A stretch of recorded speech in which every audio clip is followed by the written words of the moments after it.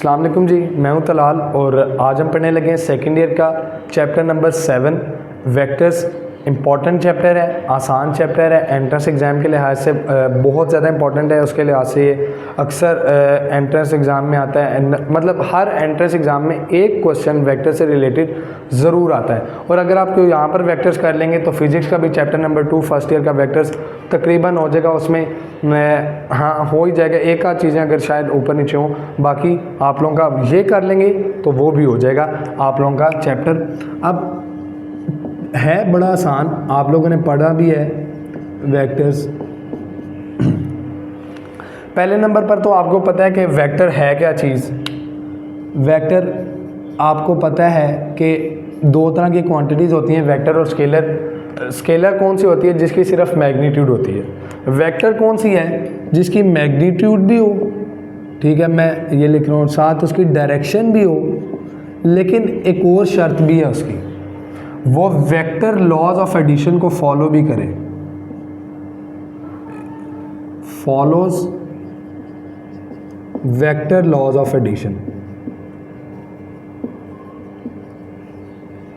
अब ये ज़रूरी है, ये जो कंडीशन है ना, ये ज़रूरी है।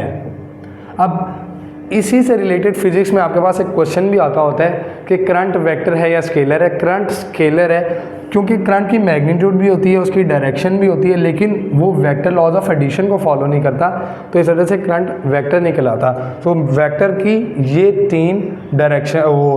तीन इसकी कंडीशंस हैं। अगर ये फॉलो करेगा तो फिर ही हम उसे वेक्टर कहेंगे। एग्जांपल्स में आपके पास वेट, फोर्स, उसके बाद वेलोसिटी, एक्सेलरेशन, ये सारी इसकी एग्जांपल्स हैं आपके पास।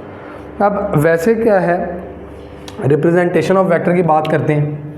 रिप्रेजेंटेशन के अंदर आपको पता है, आपने पढ़ रखा है कि हम इसको काफ़ी मतलब मुख्तलिफ़ तरीक़ों से बता सकते हैं। एक तो है ना कि ए बी और यूँ ड्रॉ करें। इसका मतलब है कि ए पे इसका स्टार्टिंग पॉइंट है, बी पे इसका टर्मिनेटिंग या एंड पॉइंट है। इस तरह बी की तरफ इसकी डायरेक्शन है, ए से बी की तरफ जा रहा है। या इसी के बजाय आप किसी भी वी वेक्टर है, अगर इसको यूँ भी एक तो ओवरहेड बार लगा दो या इसके नीचे बार लगा दो, जैसे इस तरह एरो लगा दो, तो वो भी वेक्टर को है।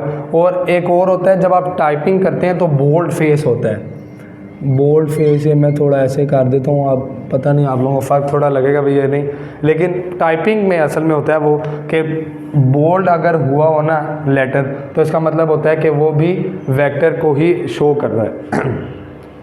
इसके बाद आपके पास क्या आता है कि होगा क्या आगे, इसमें कुछ इससे रिलेटेड चीज़ें। एक तो है मैग्नीट्यूड, वेक्टर से रिलेटेड मैग्नीट्यूड है। फिर एक इसी से रिलेटेड है सपोर्ट, और एक है सेंस। सेंस या डायरेक्शन एक ही चीज़ है, घबराना नहीं है नाम सुन के नया, बस ऐसे कि पता नहीं क्या चीज़ आ गई है। मैग्नीट्यूड तो आपको पता है कि उस वेक्टर का जो मैथमेटिकल या उसकी जो लेंथ है उसको हम कहते हैं मैग्नीट्यूड, ठीक है ना, यानी या एब्सोलूट वैल्यू। क्या है? एब्सोलूट वैल्यू या लेंथ ऑफ वेक्टर जो भी है ना, उसे हम कहते हैं मैग्नीट्यूड, इसको कहते हैं। या मैग्नीट्यूड की जगह इसको लेंथ भी कह सकते हैं, या इसको नॉर्म भी कह सकते हैं, NORM। ये सारे इसी के नाम हैं, ठीक है। इसको रिप्रेजेंट किस तरह किया जाता है? ऐसे मॉड साइन, एब्सोलूट के साइन में, ठीक है ना। सपोर्ट क्या है? असल में वेक्टर यहाँ पर देखें, अगर यूँ है ना, ये आपके पास देखो ऐसे, ये है ना, ये मैंने एक वेक्टर ड्रॉ किया A से B सॉरी, ये वेक्टर है A से B। अब असल में ये एक लाइन का हिस्सा है, जो लाइन इन्फिनिटी तक जा रही है, उस लाइन का ये हिस्सा है। अब इधर से इन्फिनिटी तक आ रही है, उधर से इन्फिनिटी तक जा रही है। जिस लाइन का वेक्टर हिस्सा होता है और वो लाइन जो इन्फिनिटी तक जा रही होती है, उस लाइन को हम कहते हैं सपोर्ट, ठीक है। यह आप लोगों को समझ आ गई होगी। और सेंस या डायरेक्शन है कि वेक्टर की डायरेक्शन क्या है, वो जो एंगल वाला हमें पता है ना कि किसकी डायरेक्शन में जा रहा है, उसी को हम सेंस भी कहते हैं। वेक्टर की डायरेक्शन को सेंस भी कहा जाता है, सही है। अच्छा, उसके बाद आपके पास आते हैं कुछ स्पेशल टाइप ऑफ वेक्टर्स हैं जिसके अंदर नल वेक्टर होता है, उसके बाद आपके पास यूनिट वेक्टर होता है, फिर आपके पास इसमें लोकलाइज्ड भी हैं और वो देखते हैं अभी कौन कौन से हैं। पहले हमारे पास आ रहा है नल वेक्टर।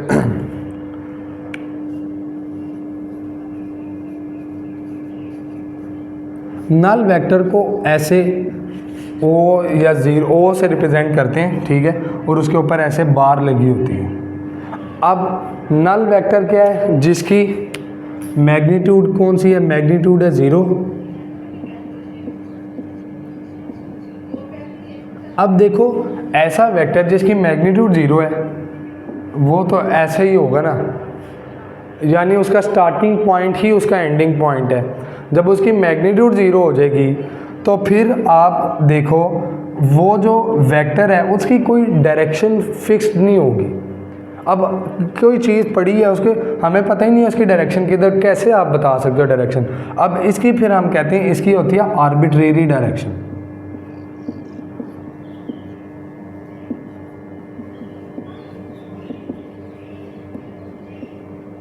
ठीक है, अब ये तो हमें पता चल गया नल वेक्टर, आप लोगों ने पहले इसको पढ़ा हुआ भी है। फिर आपके पास आता है यूनिट वेक्टर। नाम से पता चलता है इनका, देखो कि नाम से क्या है, यूनिट वेक्टर को असल में हम कोई भी यूनिट वेक्टर होना तो हम उसके ऊपर ऐसे हैट या कैप बनाते हैं। इसको हैट भी कह सकते हैं, इसको कैप भी कह सकते हैं, यानी ये क्या है, वी हैट या वी कैप। ठीक है, अब यूनिट वेक्टर क्या होता है, जिसकी मैग्नीट्यूड हो 1। यूनिट का मतलब ही होता है 1, तो मैग्नीट्यूड क्या है इसकी 1 है, और इसकी डायरेक्शन किसी भी ख़ास किसी फिक्स्ड तरफ हो सकती है, यानी किसी एक ख़ास डायरेक्शन की जानिब हो सकता है। ये जो है ना यूनिट वेक्टर हो सकता है। अब इसके अंदर क्या है, कुछ special type of unit vector हैं, जिस तरह आई कैप है, जे है, जे कैप और के कैप या के हैट, कुछ भी कह लो। असल में इसको चेंज करते हैं, ये के है। ठीक है, अब आई आप लोगों को पता है, ये इसको हम किस तरह लिख सकते हैं, 1 0 0, यानी ये एक्स एक्सिस की जानिब जो होता है ना, ऐसा वेक्टर जो एक्स एक्सिस की तरफ इसकी मैग्नीट्यूड 1 है, वाई की तरफ 0 और जी की तरफ, जी एक्सिस की तरफ भी 0। जे वाला क्या होता है, ये होता है वाई एक्सिस के लिए, तो इसको हम किस तरह लिख सकते हैं, 0 1 0। और जो के वाला है ये है जी एक्सिस के लिए। ये कुछ स्पेशल वेक्टर्स हैं यूनिट वेक्टर्स, इसको हम कैसा लिख सकते हैं, 0 0 और 1। ये तो थे कुछ हमारे पास यूनिट वेक्टर्स। ठीक है, अब इसके अलावा हमारे पास, अच्छा, यूनिट वेक्टर एक डायमेंशनलेस फिजिकल क्वांटिटी है। यूनिट वेक्टर निकाला किस तरह जाता है, कोई भी यूनिट वेक्टर निकालना है आपने तो उस वेक्टर को ही अपनी ही मैग्नीट्यूड से डिवाइड करवा दो तो आपके पास यूनिट वेक्टर निकल आएगा। और यूनिट वेक्टर डायमेंशनलेस क्वांटिटी है, ये आपने फिजिक्स में भी पढ़ा है। डायमेंशन यानी फिजिक्स वाली डायमेंशन की बात हो रही है, ये एक डायमेंशनलेस क्वांटिटी है। और क्योंकि देखेंगे वी वेक्टर अपनी मैग्नीट्यूड से डिवाइड हो जाता है। इसके बाद आपके पास आता है ये, इनको हम फंडामेंटल यूनिट वेक्टर्स भी कहते हैं। फिर आपके पास आते हैं को इनिशियल वेक्टर। फिर आपके पास आते हैं कि एक मिनट ये रेज कर लें, तो आपके पास इसी के साथ साथ कौन से आते हैं, हम एक दफ़ा लिख लेते हैं। को इनिशियल वेक्टर आपके पास आएगा,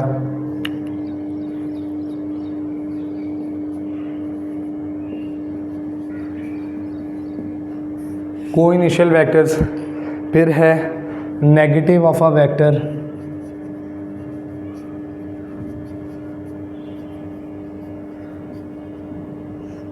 फिर उसके बाद है पोजीशन वेक्टर,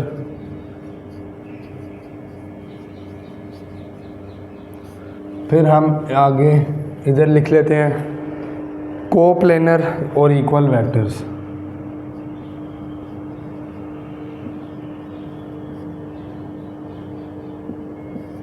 और इक्वल वेक्टर्स।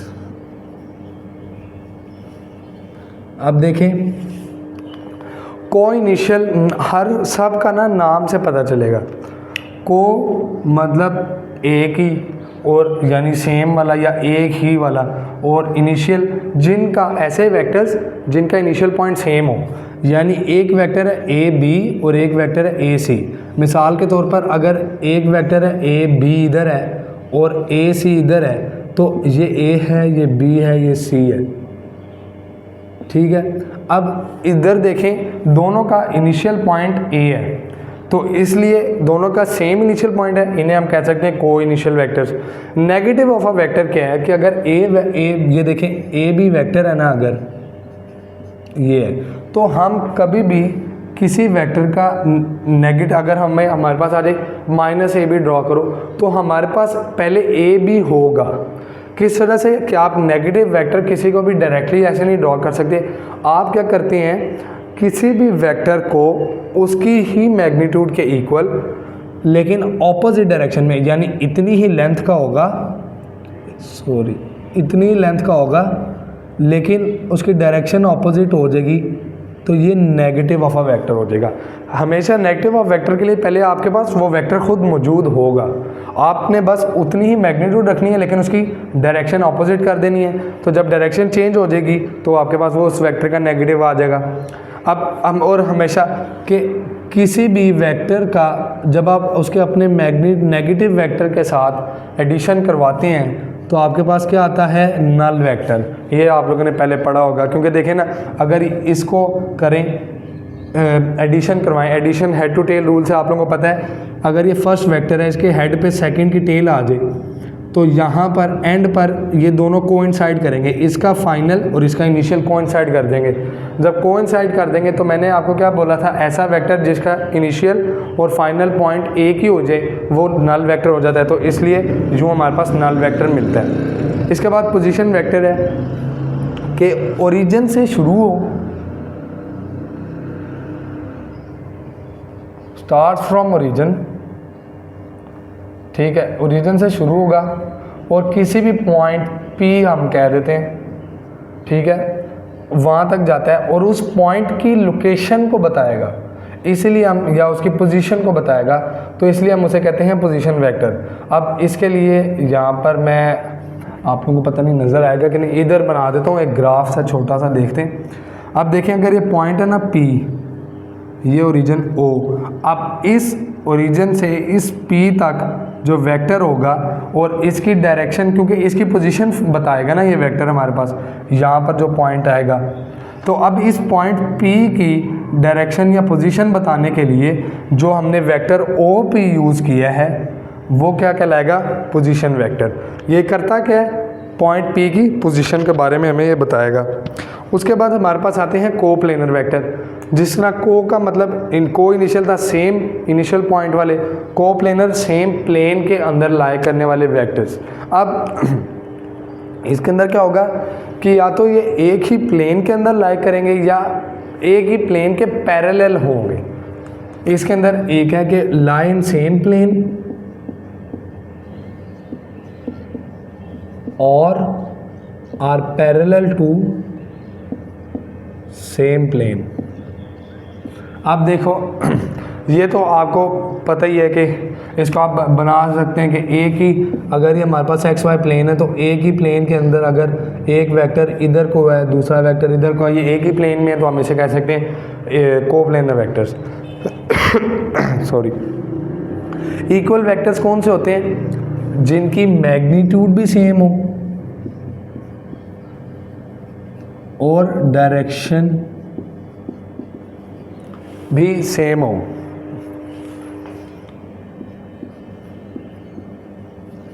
ठीक है, यानी आप इसे कह सकते हैं कि जिनकी मैग्नीट्यूड भी सेम है या सेम ही लेंथ है और जिनकी सेंस भी सेम है, जो पहले मैंने वर्ड यूज़ किया था, तो वो इक्वल वेक्टर्स कहलाते हैं। ठीक है, उसके बाद आपके पास आता है, या इसके लिए एक और भी है कि वो सेम सपोर्ट के भी होने चाहिए। ठीक है ना, सपोर्ट का मैंने आपको पहले बता दिया, तो उन्हें हम कहते हैं इक्वल वेक्टर्स। इन्हीं के साथ हमारे पास कुछ और भी आती हैं टाइप्स, देखें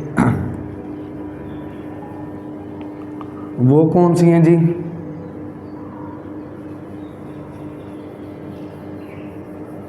वो हमारे पास आएगी, एक आएगा कोलिनियर, कोलिनियर या पैरेलल इसे आप कह सकते हैं। फिर एक हमारे पास आएगा लाइक एंड अनलाइक। फिर एक हमारे पास आएगा रेसिप्रोकल।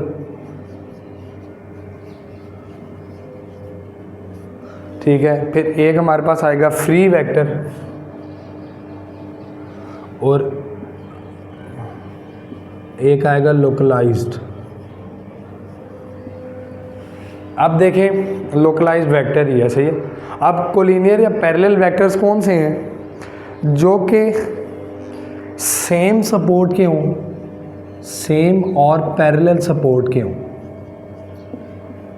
अब अगर वो सेम सपोर्ट के वेक्टर्स हैं तो वो इसका मतलब है एक ही लाइन पे, अगर एक वेक्टर यहाँ से यहाँ तक है और दूसरा वेक्टर यहाँ से इस पॉइंट तक है, तो ये एक ही लाइन के हैं, तो ये एक ही लाइन के अंदर आ रहे हैं, इसीलिए इन्हें कोलिनियर कहते हैं। यानी जिनकी सेम सपोर्ट है वो कोलिनियर है। या अगर कोई एक ऐसा है और एक ऐसा है जिनकी पैरेलल सपोर्ट्स हैं, उन्हें हम कहते हैं पैरेलल वेक्टर्स।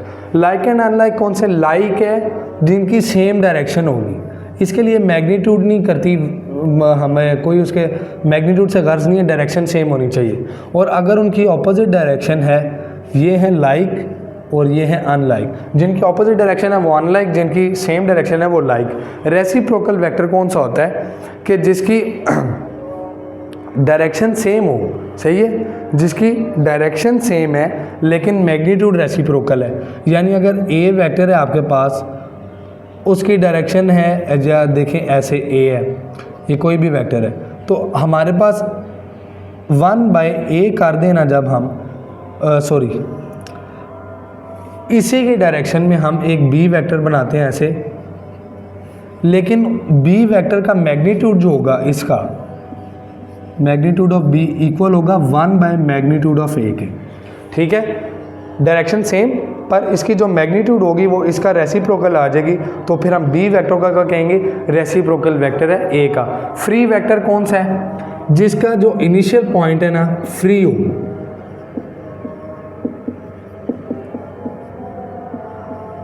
यानी आप किसी भी जगह पे वो बना सकते हैं, हमें कोई फिक्स नहीं है, इसका इनिशियल पॉइंट फिक्स नहीं है, लेकिन हम उसी इनिशियल पॉइंट को, जिस तरह पोजीशन वेक्टर है उसका इनिशियल पॉइंट ओरिजिन फिक्स्ड है, तो अब इसको हमने लोकलाइज कर दी, यानी इसको हमने फिक्स कर दिया।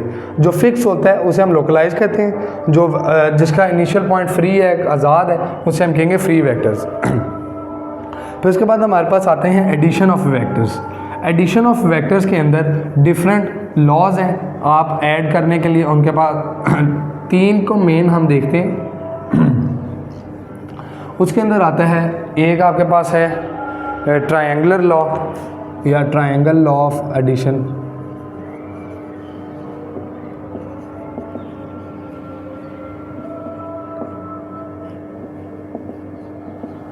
फिर एक हमारे पास आता है पैरेललोग्राम,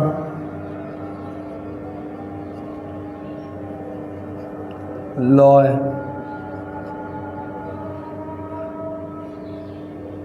फिर एक हमारे पास आता है आगे हमारे पास कौन सा है, वो है पॉलीगॉन लॉ।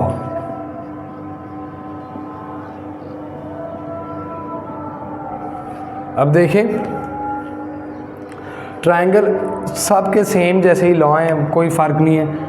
ट्रायंगल लॉ क्या कहता है कि अगर एक वेक्टर है ये, दूसरा वेक्टर है ये ए वेक्टर है, ये बी वेक्टर है, तो जब आप इनका सम करें, यानी वो कहता है अगर 2 वेक्टर्स ऐसे हों जो ट्रायंगल्स की 2 साइड्स को रिप्रेजेंट करें, एक ऑर्डर में चल रहे हैं, ऐसे ऑर्डर में यूं जा रहे हैं सीधे एक ही ऑर्डर में, ऐसे नहीं कि एक इधर से जा रहा है एक इधर से जा रहा है, ऐसे सीधा हम जा रहे हैं, तो जो तीसरी साइड होगी वो ऑपोजिट डायरेक्शन में, ऑर्डर इस तरह आ रहा था तो इसको हम ऑपोजिट डायरेक्शन में जो तीसरी साइड है सी, ये इन दोनों के सम के इक्वल है। तीसरी साइड और उसकी ऑपोजिट डायरेक्शन में, यानी ऑर्डर हमारा किस तरह था ऐसे, तो अगर यूँ चलते रहते तो यूँ आना चाहिए था, लेकिन अगर हम उसको यूँ ड्रॉ करें तो फिर वो हमारे पास उसकी डायरेक्शन थोड़ी उसके ऑपोजिट आ जाएगी ऑर्डर के, और ये वेक्टर फिर किसको रिप्रेजेंट करेगी, तीसरी साइड ऑपोजिट डायरेक्शन में, इन दोनों के सम को। इसी तरह आपका जो है वो है पैरेललोग्राम लॉ भी है और पॉलीगॉन लॉ भी है। अब देखें पैरेललोग्राम लॉ के अंदर वो क्या कहता है, एक मिनट पैरेललोग्राम के लॉ के अंदर वो कहता है कि अगर दो वेक्टर्स हैं उसको आपने एक पहले नंबर पे तो पैरेललोग्राम ड्रॉ करो ना, देखो कि एक एडजेसेंट साइड है ए और एक एडजेसेंट साइड यानी जो साथ साथ है, एक वेक्टर ये और एक वेक्टर ये है। अब दो एडजेसेंट साइड्स ऑफ पैरेललोग्राम जो हैं ये हैं, ठीक है, तो इसका जो है सम अगर निकालना है इन दो वेक्टर का पैरेललोग्राम के मुताबिक तो क्या होगा, वो डायगोनल से मिलेगा, लेकिन डायगोनल कौन सा, ये वाला डायगोनल। अब ये आप लोग कहेंगे थोड़ा सा अजीब बात की है, असल में ये जो है ना ए वेक्टर और ये है वेक्टर बी, पैरेललोग्राम लॉ क्या कहता है कि जो इन दोनों का सम होगा वो सी वेक्टर, वो डायगोनल होगा पैरेललोग्राम का, लेकिन डायगोनल कौन सा, जिसका इनिशियल पॉइंट इन दोनों का इंटरसेक्टिंग पॉइंट है, उस डायगोनल को वो डायगोनल किसके इक्वल होगा, इन दोनों वेक्टर्स के सम के इक्वल होगा।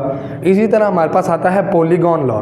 Polygon law same to same जो है ट्रायंगुलर लॉ है, उसके अंदर बस आप ना, अब ट्रायंगल में 3 साइड्स हैं, पॉलीगॉन में ज़्यादा साइड्स हो सकती हैं। जिस तरह अगर हम ऐसे ड्रॉ कर लेते हैं कोई भी, अब ये मैंने कौन सा ड्रॉ किया, हेक्सागॉन।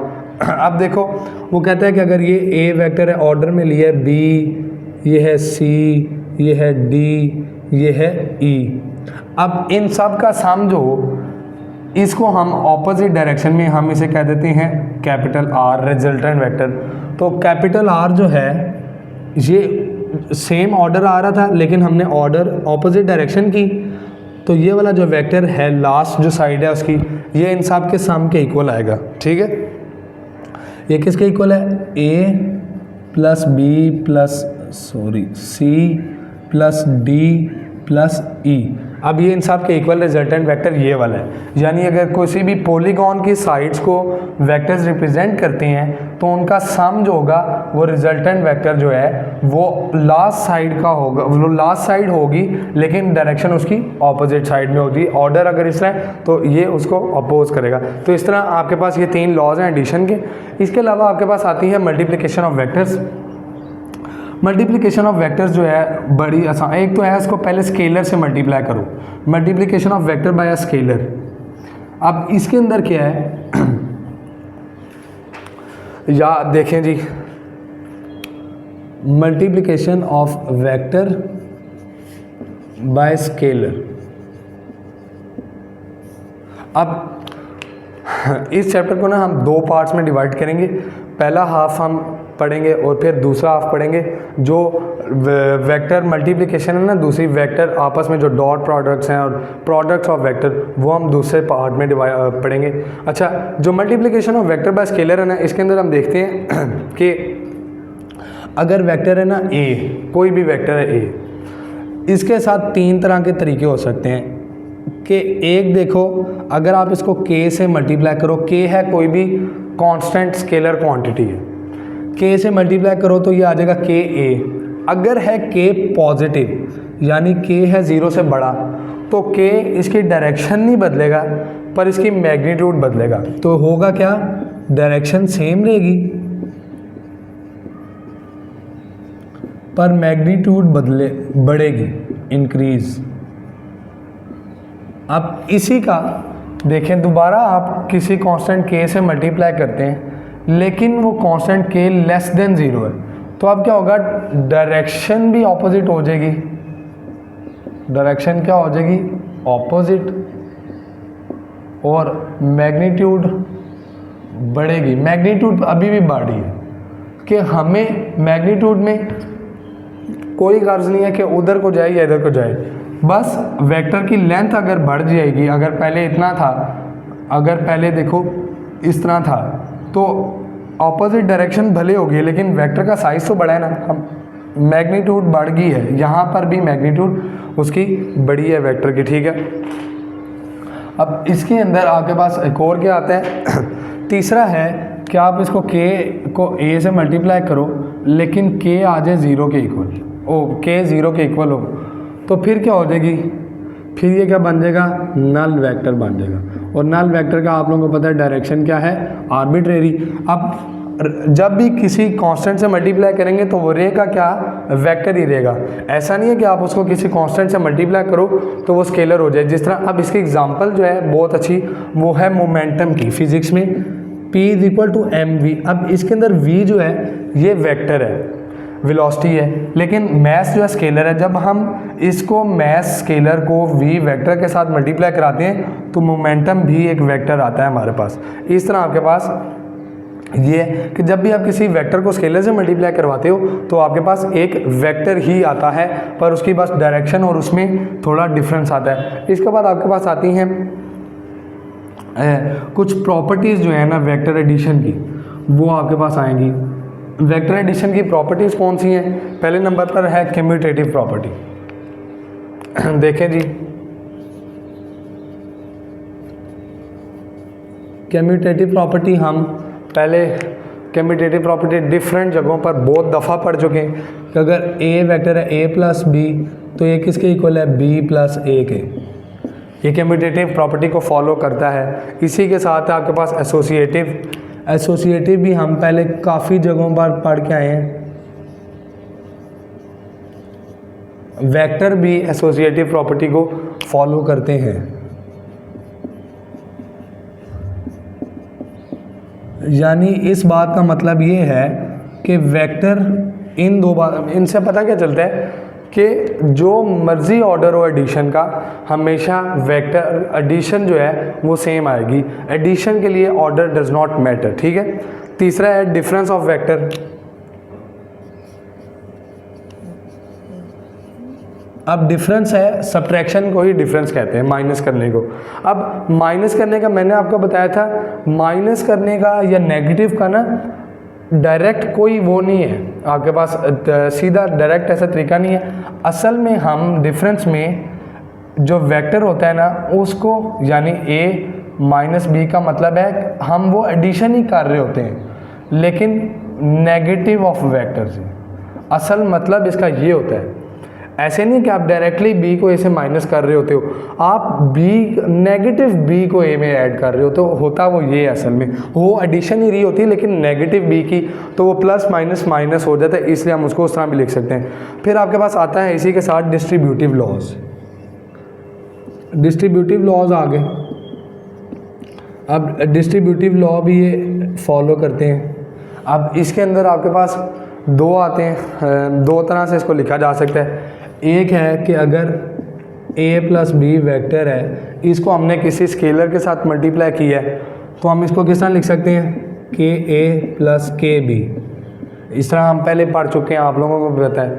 इसी तरह कोर आपके पास आता है, इसको मल्टीप्लिकेशन में भी हम कर सकते हैं कि अगर ऐसे है ना, यानी एक वेक्टर है a, उसको साथ आप दो स्केलर्स हैं, एक m है और एक n है, तो आप पहले na मल्टीप्लाई करवाओ, या आप पहले मल्टीप्लाई करवाओ इसको इसके साथ n बाहर रखो और पहले m से भले मल्टीप्लाई करवाओ।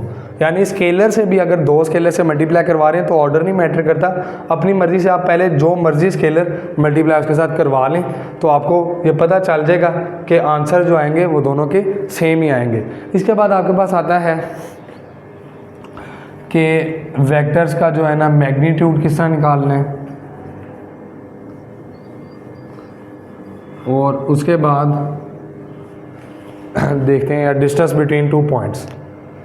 अच्छा जी, वेक्टर्स का ना मैग्नीट्यूड की बात हम कर रहे हैं।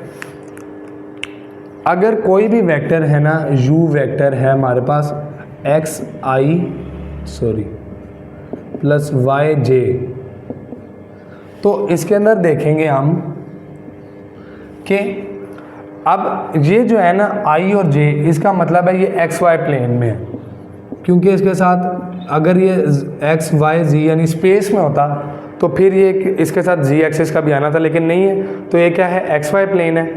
तो हम इसका मैग्नीट्यूड किस तरह निकालेंगे, एक्स का स्क्वायर प्लस वाई का स्क्वायर, बस ये इसका मैग्नीट्यूड है। और मैग्नीट्यूड को ही डिस्टेंस फ्रॉम ओरिजिन कहते हैं। ये मैंने आपको कम्प्लेक्स नंबर्स के लिए भी उसमें भी मैग्नीट्यूड का जब बताया था तो बताया था मैग्नीट्यूड असल में डिस्टेंस फ्रॉम ओरिजिन ही होता है। और उसके बाद आपके पास अगर वेक्टर इसी के बजाय स्पेस में आ जाए, यहाँ पर हम स्पेस की बात कर लेते हैं। स्पेस का मतलब है 3 डायमेंशनल में आ जाए, तो अब वेक्टर किस तरह आएगा, एक्स आई प्लस वाई जे प्लस जेड के। तो ये किस में आएगा, ये स्पेस में है। तो इसको हम किस तरह करेंगे, मैग्नीट्यूड क्या आएगी, मैग्नीट्यूड आएगी x square plus y square plus z square. यानी बस आपने उनके जो भी कंपोनेंट्स हैं, ये एक्स एक्सिस का कंपोनेंट, वाई एक्सिस का कंपोनेंट, जेड एक्सिस का, उन सब के स्क्वायर को ऐड लेना है, स्क्वायर लेना है, उनको ऐड करना है और स्क्वायर रूट से उन सब के सम का फिर स्क्वायर रूट ले लेना है। तो इसमें आपके पास आ जाएगी। मैग्नीट्यूड निकालने में कुछ भी नहीं है, ये आप लोगों ने पहले पढ़ रखा है और इसको काफ़ी जगह पर हम पहले इस तरह पढ़ चुके हैं। अच्छा, डिस्टेंस बिटवीन 2 पॉइंट्स जो होता है ना, यहाँ पर मैं इसी के साथ एक बात बताता हूँ, डिस्टेंस बिटवीन 2 पॉइंट्स। तो उससे देखो, अब इसके लिए डिस्टेंस फार्मूला होता है। डिस्टेंस फार्मूला आप लोगों ने पढ़ रखा है। क्या होता है, अगर है ना कि ए से बी के दरमियान या पी से क्यू के दरमियान 2 पॉइंट्स के दरमियान इनका डिस्टेंस निकालना है, तो हमारे पास आता है x2 minus x1 whole square plus y2 minus y1 whole square. ठीक है, या इसे आप x1 माइनस x2 भी कर सकते हो, या और साथ y1 माइनस y2 भी, क्योंकि एंड पे तो स्क्वायर ही आना है, तो स्क्वायर नेगेटिव भी को भी पॉजिटिव कर देता है। अब इसमें ये तो डिस्टेंस फार्मूला आप लोगों को पता है, लेकिन इसी बात से, इसी फार्मूले से ये पता चलता है कि हम मैग्नीट्यूड को डिस्टेंस फ्रॉम ओरिजिन क्यों कहते हैं। अगर देखें, x1 को हम 0 डालें और y1 को 0 डालें, ओरिजिन का पॉइंट क्या होता है, 0 0। तो जब हम डिस्टेंस फ्रॉम ओरिजिन लेंगे तो इन पॉइंट्स को 0 0 करेंगे कि नहीं डिस्टेंस फार्मूला में। तो जब 0 0 करेंगे तो वो तो चीज़ यही बचेगी, क्योंकि 0 माइनस करने से कोई फ़र्क ही नहीं पड़ेगा। तो डिस्टेंस फ्रॉम ओरिजिन जब होता है तो 0 0 डालते हैं, तो यही चीज़ ये बन जाती है। इसीलिए मैं कह रहा हूँ कि मैग्नीट्यूड जो है वो डिस्टेंस फ्रॉम ओरिजिन कहलाता है, इस वजह से ये कहलाता है। अच्छा जी, अब इसके बाद है, अब इसमें ये है, अब ये हमने लिखा है तो इस बात का यहाँ पर साथ ये लिख देते हैं कि ये कब है, जब P पॉइंट x1 y1 है और Q या x2 y2 है, और Q पॉइंट जो है वो है x1 और y1। इस तरह इन दो के पॉइंट्स के दरमियान वो है। इसके बाद हमारे पास आता है डायरेक्शन रेशोज, डायरेक्शन कोसाइंस। ठीक है, ये सारा आएगा हमारे पास। और फिर अब देखते हैं यहाँ पर पहले नंबर पर क्या चीज़ देखनी है, direction ratios, direction angles, ratios साथ एंगल्स, और साथ क्या चीज़ आएगी, डायरेक्शन कोसाइंस ऑफ वेक्टर। अब देखो असल में होता क्या है कि कोई भी आपके पास वेक्टर है ना, मैंने ड्रॉ कर दिया समझो, या समझ लो आर वेक्टर है कोई भी, ये है एक्स आई प्लस वाई जे प्लस जेड के। ये तो हमें पता है, फिज़िक्स के अंदर भी हम जाएंगे तो जब स्पेस में वेक्टर होता है ना, वो 3 कंपोनेंट्स और 3 एंगल्स से होता है, उसको रिप्रेजेंट किया जाता है। फॉर एग्जांपल अगर ये ना, ये स्पेस का होगा ऐसे, इसको इस तरह ड्रॉ किया जाता है स्पेस के लिए। अब ये है एक्स एक्सिस, ये वाई एक्सिस, ये जी एक्सिस। तो इसके अंदर देखो जो वेक्टर होगा ना, वेक्टर जो एक्स एक्सिस के साथ बनाएगा अल्फ़ा एंगल, वाई एक्सिस के साथ बनाएगा बीटा, और जी एक्सिस के साथ बनाएगा गैमा। अब ये जो एंगल्स बना रहे हैं ना, इनको हम कहते हैं डायरेक्शन एंगल्स। क्या चीज़, पहले नंबर पर तो हम देखते हैं या रेशोज़ की पहले मैं आप लोगों को बताता हूँ, फिर उसी से आगे एंगल्स का भी बता देता हूँ। देखें, अब हमने एक आर वेक्टर लिया एक्स आई वाई जे जेड के, इसके अंदर ये कोई भी नॉन ज़ीरो वेक्टर है, ये तो बात ज़रूरी है ना, नॉन ज़ीरो होगा वो तो आपको पता है ज़ीरो वेक्टर नल ही हो जाता है। अब देखें, कोई भी ट्रिपलेट ऑफ नंबर होगा, ऐसा ट्रिपलेट ऑफ नंबर, क्योंकि स्पेस में लिए तो ट्रिपलेट है, अगर ये एक्स वाई प्लेन में होता तो फिर ये वो होता ट्रिपलेट ना होता, कुपलेट होता।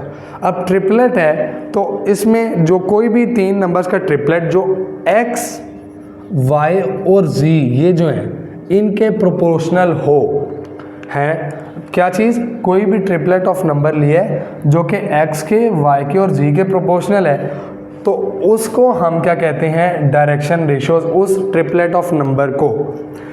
अब ये तो हमें समझ लगी कि डायरेक्शन रेशियोज क्या है। डायरेक्शन एंगल्स क्या होते हैं, अब मैंने आपको बताया कि जो वेक्टर, अब देखें क्या चीज़ है कि जो वेक्टर एंगल बना रहा है एक्स एक्सिस के साथ अल्फ़ा, वाई एक्सिस के साथ बीटा, जेड एक्सिस के साथ गैमा, तो ये जो एंगल्स हैं ये कहलाते हैं डायरेक्शन एंगल्स।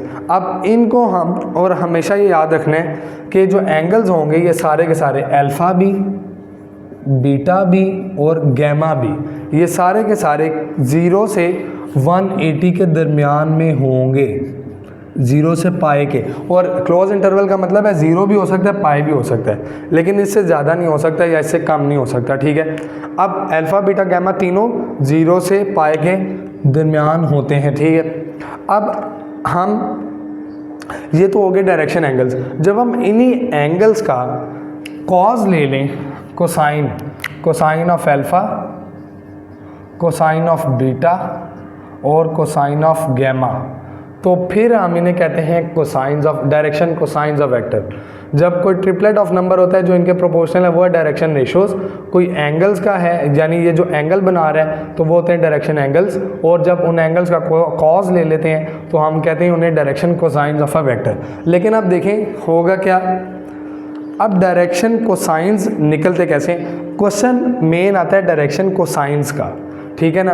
अब डायरेक्शन कोसाइंस निकलते कैसे हैं, यहाँ पर मैं इसको इरेज करता हूँ और साथ इधर समझ आ रहे थे। कॉज अल्फ़ा जो होता है ना, अब चूंकि ये एक्स एक्सिस के साथ बना रहा था एंगल, अभी मैंने आपको पीछे बताया था कि एक्स एक्सिस के साथ बना रहा है, तो इसको कैसे निकालेंगे, x by mod of whole vector. जो x है ना, इसका x कंपोनेंट, उसको डिवाइड कराना है पूरे के मैग्नीट्यूड से। इसी तरह कॉस बीटा जो होगा वो होगा y बाय होल के वेक्टर के मैग्नीट्यूड, और जो कॉस गैमा है वो होगा z बाय होल वेक्टर के मैग्नीट्यूड के, ठीक है ना। ये तो आगे cos vectors, cosines, direction cosines. लेकिन इनका जो रिजल्ट है जो क्वेश्चन या पेपर के लिए इस्तेमाल होता है वो क्या है, वो रिजल्ट है, यहाँ पर हम लिखते हैं। अब इसमें देखो क्या चीज़ होता है, रिजल्ट क्या है, cos square alpha plus cos square beta plus cos square gamma किसके इक्वल होगा, ये इक्वल होगा 1 के, ठीक है। अब मैंने cos alpha, cos beta, cos gamma का आप लोगों को बता दिया कि निकलेगा कैसे, और रिज़ल्ट ये है कि cos square alpha, cos square beta, cos square gamma, इन सब का सम लोगे तो आंसर आएगा 1। अब क्वेश्चन किस तरह आता है पेपर में, पेपर में क्वेश्चन आता है वो आपको ना ऊपर ऑप्शन में ना, ऑप्शन में 3 सेट ऑफ एंगल्स देगा, 3 एंगल्स होंगे, हर ऑप्शन में 3 एंगल्स होंगे, तो पूछेगा कौन सा इनमें जो डायरेक्शन कोसाइंस है, ठीक है ना। अब डायरेक्शन कोसाइंस आपने चेक करना है ना किसी भी वेक्टर का, तो आपने डायरेक्टली उन तीनों एंगल का पहले कॉस ले लेना है, यानी कोई भी है ना 45 है, 45 और 60 अगर है, मिसाल ले रहा हूँ वैसे, तो आपने cos 45 लेना है, cos 45 लेना है, cos 60 लेना है, इनका फिर स्क्वायर लेना है। स्क्वायर कैसे निकलता है, स्क्वायर का मतलब होता है cos alpha into cos alpha, कि cos 45 होता है ना 1/√2, तो cos स्क्वायर 45 का क्या मतलब है, 1/√2 से दोबारा मल्टीप्लाई करना, तो ये आ जाएगा 1/2, ठीक है ना। अब इसका भी 1/2 होगा, और cos जो 6, अब इन्हीं को ना हम यहाँ पर चेक कर लेते हैं। अब समझो, मैं यहाँ पर ना आप लोगों को इसी से समझा देता हूँ कि यहाँ पर क्वेश्चन किस तरह का आ सकता है। अब क्योंकि हमने ये ली हुई है एग्जांपल, अब ये है अल्फ़ा, हम कह देते हैं ये है बीटा, और ये हम कह देते हैं गैमा। कॉज अल्फ़ा क्या आएगा 1/√2, क्योंकि कॉस 45 है ना, डायरेक्टली लिखना है, 1/√2 है, तो इसका मतलब है कॉस स्क्वायर अल्फ़ा क्या आएगा, इसका स्क्वायर ले लेंगे बस, तो वो आ जाएगा 1/2। और कॉस बीटा क्या होगा, वो भी 1/√2, तो इसका मतलब है कॉस स्क्वायर बीटा क्या होगा 1/2। और कॉस ये गैमा क्या होगा, वो होगा कॉस 60। कॉस 60 किसके इक्वल होता है 1/2 के, तो कॉस स्क्वायर ये किसके इक्वल होगा गैमा, ये होगा 1/4 के। ठीक है, अब देखें इनका हम सम लेते हैं, इन दोनों का, इन तीनों का सम लें हम। अब इन तीनों का सम लिया 1/2 + 1/2 + 1/4, तो ये क्या आंसर बनेगा 1 + 1/4, और ये बन जाएगा 5/4। अब चूंकि ये 1 के इक्वल नहीं आया, तो इसका मतलब है ये सेट ऑफ एंगल्स, ये डायरेक्शन कोसाइंस नहीं हो सकते वेक्टर के। इसकी बजाय अगर आप करें ना 45, 60 और 60, तो आप लोगों को ये पता चल जाए, आप लोग अपनी अब ये खुद चेक कर सकते हैं, तो आप इनका लेंगे तो ये डायरेक्शन कोसाइंस बनेंगे। तो पेपर में वो क्या करता है, आपको 3 एंगल्स के देगा, हर ऑप्शन में 3 एंगल्स देगा, और पूछता है कि डायरेक्शन कोसाइंस इनमें से कौन से वाले हैं। तो आपने सब के कॉस लेके उनके स्क्वायर लेके ऐड करना है, तो आपके पास वो आ जाएंगे। अगर 1 दे देंगे तो डायरेक्शन कोसाइन, अगर नहीं देंगे तो वो डायरेक्शन कोसाइन नहीं है। ये तो हम इसी चीज़ को हम एक और रिजल्ट में भी लिख सकते हैं, इसको साइन की फॉर्म में भी लिख सकते हैं। साइन की फॉर्म में किस तरह लिख सकते हैं, sine square alpha plus sine square beta plus sine square gamma, ये किसके इक्वल होगा 2 के। ठीक हो गया। अब इसको हम कॉस स्क्वायर की फॉर्म में भी लिख सकते हैं और साइन स्क्वायर की फॉर्म में भी। अगर आपको कॉस की फॉर्म में लेना है तो आपने उनका सम लेके ना 1 के इक्वल करना है, साइन की फॉर्म में लेना है तो सम लेके 2 के इक्वल आना चाहिए। तो फिर आप लोगों को पता चल जाएगा कि ये इसके इक्वल बनते हैं या नहीं बनता, डायरेक्शन कोसाइंस बनते हैं या नहीं बनते। ये था हमारा डायरेक्शन कोसाइंस वाला। इसके बाद हम बात करते हैं बस रेशो फार्मूला की और सेंट्रॉइड की। तो फिर हमारा लेक्चर का इस चैप्टर का पार्ट 1 ख़त्म हो जाएगा और फिर हम पार्ट 2 बाद में करेंगे। देखो हमारे पास आता है रेशो फार्मूला।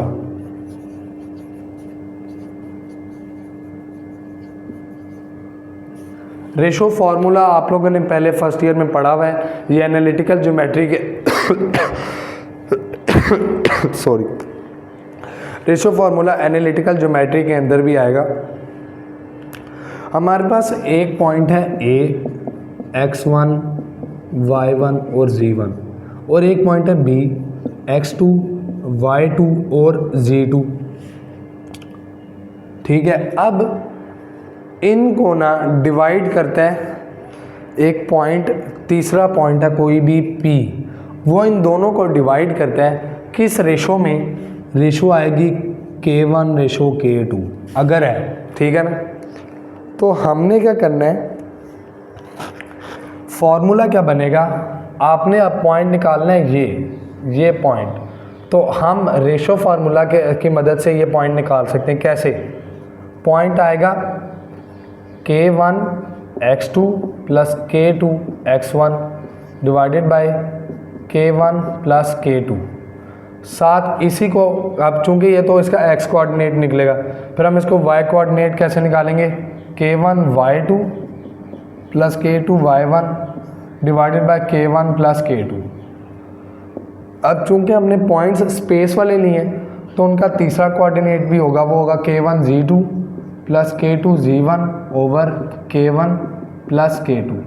अब देखिए ये तो है हमारे पास रेशो फार्मूला। अगर k1:k2 ये हो पॉजिटिव, यानी k1:k2 पॉजिटिव में हो, तो फिर इसका मतलब है कि वो इंटरनली डिवाइड करता है, पॉइंट डिवाइड्स इंटरनली। और अगर ये जो K1/K2 है ये हो जाए नेगेटिव, तो इसका मतलब है पॉइंट डिवाइड्स एक्सटर्नली। अब एक्सटर्नली का इंटरनली का फॉर्मूला यही है, ये जो मैंने आपको लिखवाया है, लेकिन इंटरनली का फॉर्मूला चेंज हो जाता है। उसके अंदर आप इसको माइनस में फॉर्म में लिख सकते हैं, ठीक है ना। असल में वो इसी से बनता है, आप उसमें बस ना K1/K2 की जगह फिर वो, क्योंकि उसमें वैल्यू एक नेगेटिव आएगी ना साथ रेशो में, तो वो फिर इस प्लस को ना माइनस कर देती है, वो बन जाता है K1/X2। अब मैं यहाँ पे फॉर्मूला लिख ही देते हैं इधर, ये है इंटरनली का, इंटरनली, और अगर एक्सटर्नली आ रहा हो तो वो होता है point K1/X2 minus K2/X1 divided by K1 minus K2। अब आप K1/X2 पहले ले लो या K2/X1 पहले ले लो, लेकिन शर्त ये, अगर ऊपर K1/X2 पहले ले रहे हो तो नीचे भी K1 पहले आना चाहिए, और अगर ऊपर K2 पहले ले रहे हो तो नीचे भी K2 माइनस K1 करना पड़ेगा। ये बात बहुत ज़रूरी है ध्यान में रखना, मैं 1000 बार कह रहा हूँ इस बात को, बहुत ज़्यादा ज़रूरी है ध्यान में रखना। अगर K1/X2 पहले ले रहे हो ऊपर तो नीचे भी K1 माइनस K2 करोगे, लेकिन अगर ऊपर K2/X1 पहले ले रहे हो तो फिर नीचे भी बदलोगे, K2 माइनस K1 करोगे। और साथ देखो, अगर ये देखो K1/Y2 minus K2/Y1 divided by K1 minus K2, अगर आपने यहाँ पर x कोऑर्डिनेट के लिए K1/X2 किया है तो यहाँ पर भी मैं आपको कहूँगा कि K1/Y2 ही रखना।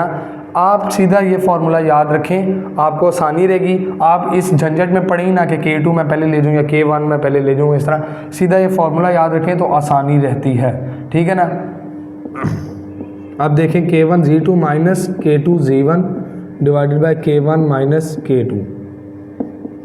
अब ये जो है ना, ये एक्सटर्नली का पॉइंट है, असल में ये इसी की फॉर्म है आगे से। बस आप जब चूंकि वो नेगेटिव आ जाती है ना, तो एक पॉइंट इनमें से नेगेटिव हो जाता है, बीच में ये जो है ना माइनस हो जाता है, ये साइन प्लस माइनस माइनस हो जाता है, तो इस वजह से वो यही फॉर्म बन जाती है। लेकिन ये एक्सटर्नली का वैसे मैंने फार्मूला लिखवा दिया। इसके बाद आपके पास आता है सेंट्रॉइड। सेंट्रॉइड असल में जब आप एनालिटिकल ज्योमेट्री करेंगे ना, तो उसके अंदर भी ये रेशो फार्मूला आएगा, और उसके अंदर सेंट्रॉइड के साथ साथ और भी आएंगे, इन सेंटर, सरकम सेंटर, ऑर्थो सेंटर भी उसके अंदर आएंगे, लेकिन यहाँ पर सिर्फ और सिर्फ सेंट्रॉइड है। अब देखें सेंट्रॉइड होता क्या है, पॉइंट ऑफ कॉन्करेंसी